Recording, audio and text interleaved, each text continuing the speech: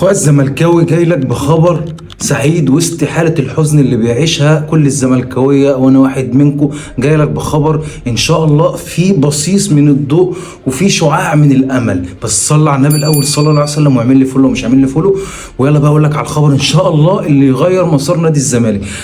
ممدوح عباس سيبك منه، ايمن ممدوح عباس ابنه راجل الاعمال المشهور طبعا معروف. ايمن ممدوح عباس راجل ريتش، راجل ملياردير، راجل 100,000 مليون بالنسبه له المليارات مش حاجه. الراجل بقى هيترشح لرئاسة نادي الزمالك، وفي القائمة بتاعته هيضم حازم إمام وهاني العتال.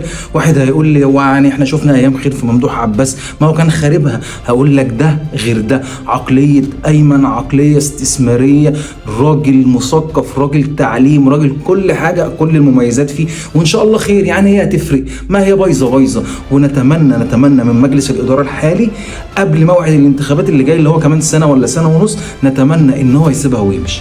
مجلس إدارة فشل في إدارة جميع الملفات.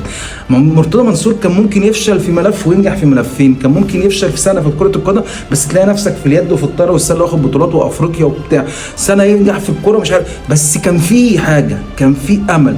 كان مشكلته في هي الغرامات واللعيبة اللي بتاخدش فلوس. قلنا دول مش هيعملوا كده، نفس القصة بيكرروها. مدرب لسه ماشي هياخد فلوس، لعيبة مشيت زي مشلاك هياخد فلوس، مش عارف مين ليه فلوس، وهي الجلابية، والجلابية واسعة عليهم قوي ومش عارفين يجيبوا حق النادي، ومن الآخر هلاهيل معلش يعني في اللفظ.